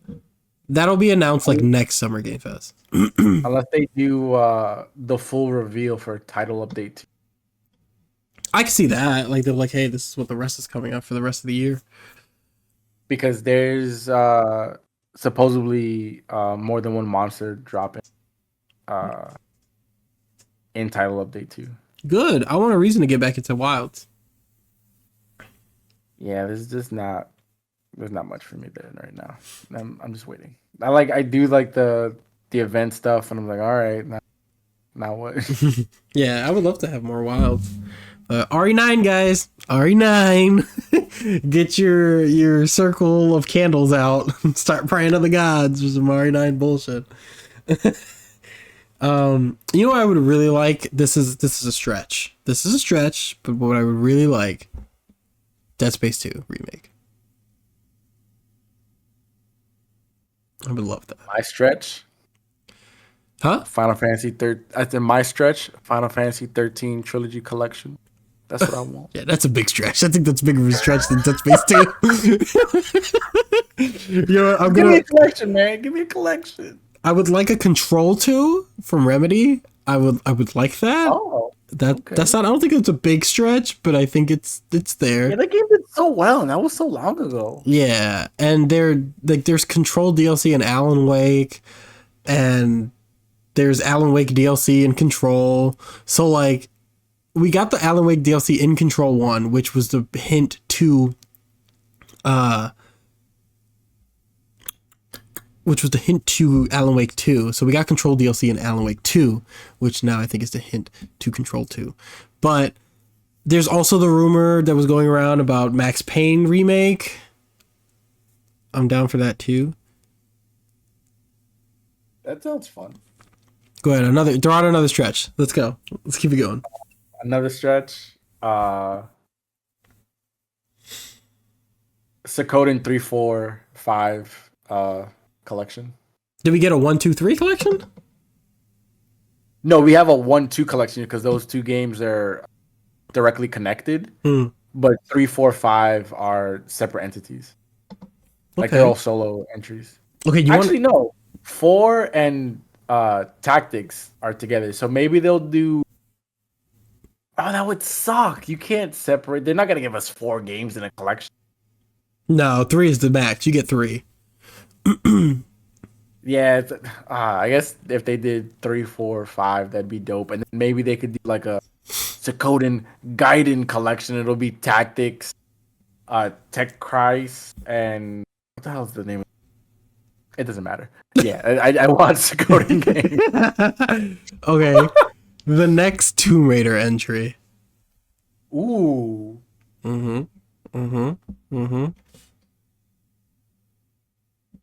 I want another Xenoblade game. Oh, that's too early. You're asking for too much. I want another Xenoblade. All right, you ready for a big one? You ready for a big stretch?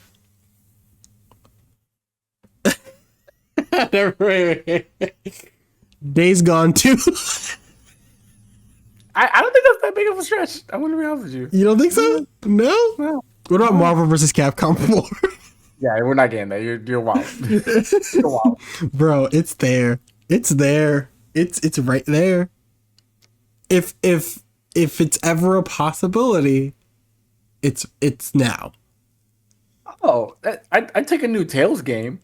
No, You just I want skipped over Marvel vs. Capcom 4, so because it's not gonna happen, bro. I'm not entertaining this. I want a Tails game. I want a Tails of the Abyss remaster or a new Tails game. That's why. okay, can I just ask you a question? Why you keep asking for remasters? Every game that you've asked for a remaster. Castlevania, Tales, Suikoden. I said a new Castlevania game, and that's because Suikoden they're making a game, and I don't think they're gonna port it over to like a fucking God knows when. This is why your Switch is a remaster machine. It really is. It really is. This man got a whole Steam Deck just to play old games. This man just be buying remasters. You're the problem. Not even lying. You're not even lying. You're the problem. I really am. The last, I think, 5 Switch games I bought were all remasters or like collections of old games. That you probably emulated on your Steam Deck. Yo, you have no idea. Yo, this is the same thing I was telling Ray that every single time I emulate a game, like a week, or even as I'm emulating it, they'll be like, remaster announced. He was like, yo, just put every game that I want to play on your console and then play it for like 2 seconds so they can announce it. Yo, literally, as I was loading up Freedom Wars onto my Vita, I literally saw the notification pop up for. I literally got an hour into Lunar Remastered, then they announced it. Yeah, I was trying to get my partner to play Suikoden 1 and 2. What happens? They announced a remaster. I was like, am I a prophet? Like, what's happening right now? Right. Get your Steam Deck. Load up Parasite Eve. Bro, I wish. I wish. Load up Parasite Eve on your shit right now this week. All right. And we're gonna put this theory to the test, because if we get Parasite Eve, I'll suck your dick. Yo. Also, the Rido game, the SMT shit. Mm-hmm. I started emulating that. Boom! They announced the other shit. That's coming out soon, isn't it? Yeah, the 20th. Of this month? No, I have June. Well, Yeah. you know what I mean. Yeah, I was like, we're already past the 20th. It's practically, yeah. Did you hear about the Pokemon Presents next month? Not this month, June, but July. Yeah. Like, why did you announce it a whole month away? Who knows? Even though they already gave us the announce date for ZA, but Yeah. Which October 16th. But it's weird because there has to be something else in there, right? Like, there has to be the next gen. What do you mean? Like, they're giving us a month advance. ZA already has an announced trailer plus a release date. They're not just going to show more ZA stuff. They're going to show ZA Showdown There's got to be one more thing there. No, it'll probably be all the new Mega Evolutions. Okay. It doesn't make any sense to announce Gen 10 now when they want you to buy ZA, because if Gen 10 looks better than ZA, then you're not gonna buy ZA. They want to get your $70 and then afterwards get your money afterwards. I mean, what I can see them maybe doing is like hinting at the DLC for ZA from like now. I wouldn't be surprised if they did that, or like showing you how you can take Pokemon from some of the older games and put them into, and then like Mega Evolve them and put them back into other games. I'm trying to do something like that. That'll cost you like a $30 subscription. You said Pokemon and $70, and that's all I heard.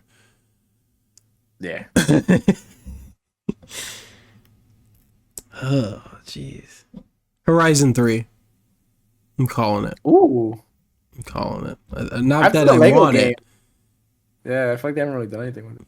But yeah, not that I'm asking for it, but I think it's coming. I think it's coming. I got one more big stretch. A Left 4 Dead successor. I don't know why that came to my mind. Didn't they? They already did one, didn't they? Yeah, with Back 4 Blood. Yeah. But I'm thinking this one's gonna come from Valve. Ooh, that's a big I want a stretch. new Mega Man game. That's what I want. Oh, you're asking for too much. Mega Man, bro. Everything else is getting revived. Give me Mega Man. Okami coming back, Onimusha coming back, Street Fighter back. Like, bro, just give me my Mega Man. Yeah, Mega Man's a big one. That's the one everybody's waiting for, I feel, because it's like that is the one series that they have not brought back besides like Dino Crisis. Which we know Dino Crisis is popular because we did that poll, and that poll told us that Dino Crisis. Breath of Fire, that's right. They released 4 on GOG. Yeah. Yo, give me a Breath of Fire, baby. Yeah. I'll take some remasters, you know. I think we get Dino Crisis before we get Mega Man. I'm not even gonna lie to you. Nah, bro. I'm not even gonna lie to you. I definitely think we get Dino Crisis before we get Mega Man. I'm being so honest. There's like 7 different ways that they can make a Mega Man game. I would have told you that we get Mega Man before we get Okami 2, and we get an Okami 2. I also would have told you that we get Mega Man before we get another Onimusha. If we get an Onimusha.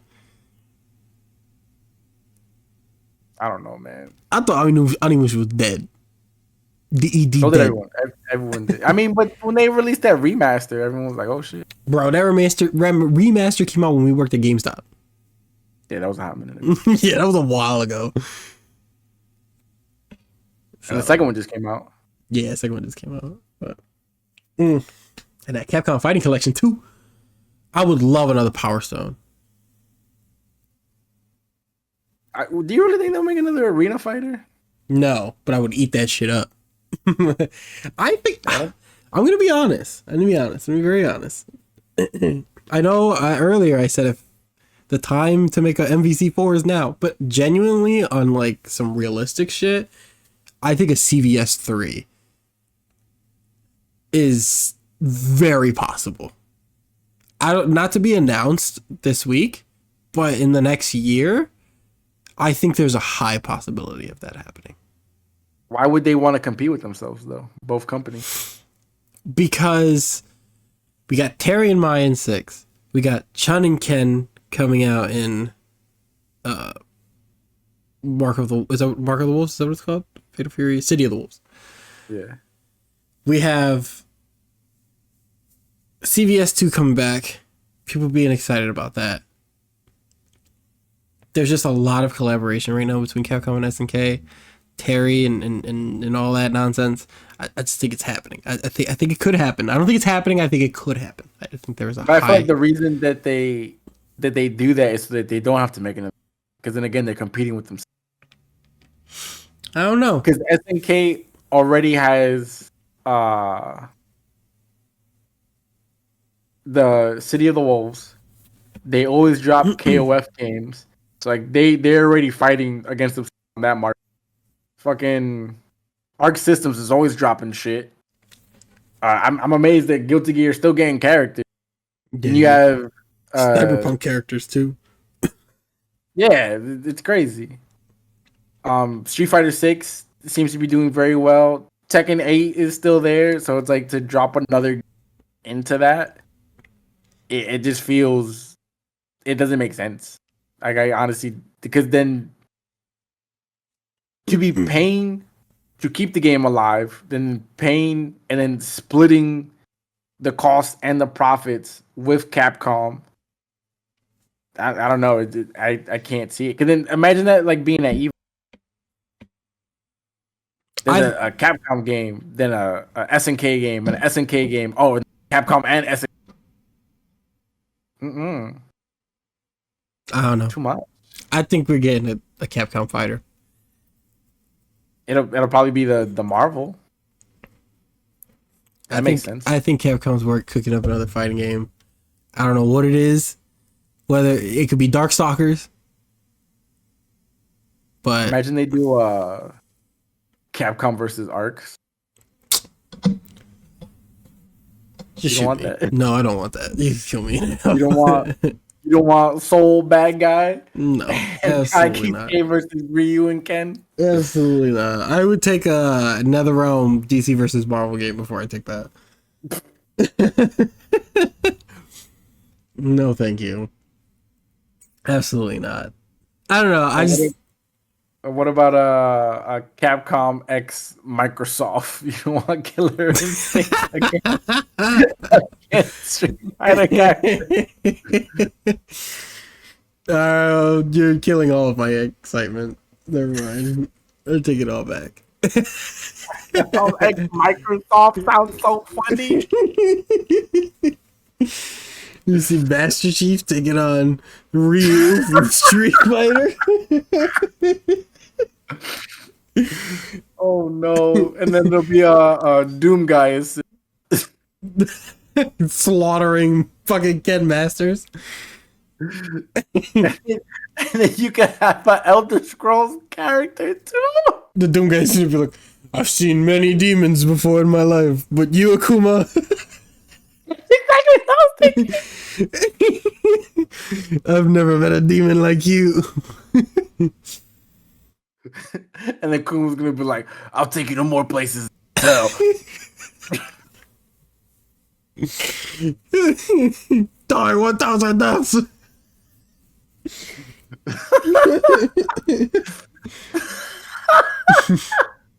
You have mislaid many demons in your life, but these fists are a true demon. Yeah. No, thank you. My God. We get Smash 6. Sakurai will he will self-delete on his YouTube channel. Hey, his YouTube channel literally was created to lead up to the release of Air Riders. And that's why he's gonna be like, I'm not doing this again. He was like, I just want to make Kirby games. I was doing perfectly fine with my Kirby Air Ride. Why you calling me back? Can you imagine being Sakurai and creating potentially one of the greatest games ever, like one of the greatest fighting games of all time, and your community is the literal just dog water. They're just the worst humans on the planet. He's such a humble, amazing, sweet man. An amazing like thriller story would be like if Sakurai like hired technicals and he like anonymously like sends him mail about like the Smash community. Take it down. Take it down. Take it down. And he's like, "Who are you, mystery man?" He's like, "Just take it down. Why are you doing all this?" Because he's taking too much from me.